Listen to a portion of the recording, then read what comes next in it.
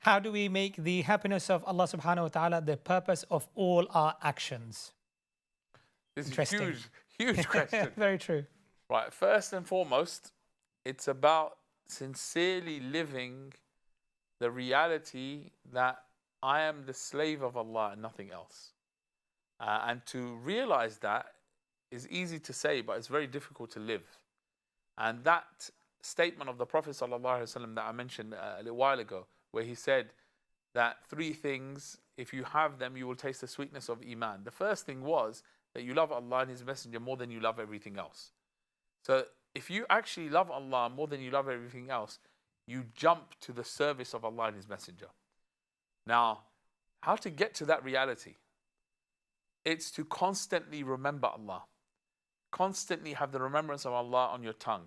To constantly beg Allah and beseech Him and throw yourself at His door for every single need that you have, knowing that Allah is the only one who can fulfill it.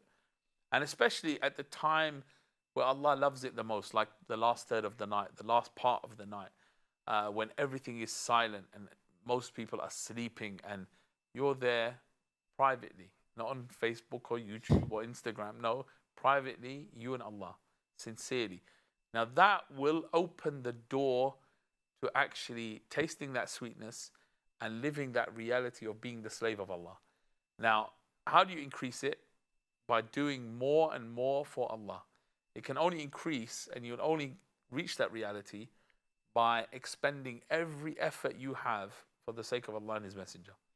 And by facing up to all the challenges, all the Islamophobia and the anti-Islam and the attacks on Islam and the Muslims, yani stepping up and taking on those challenges in every good and just way, and doing that will actually take you to the higher levels, because that was the mission of all the prophets.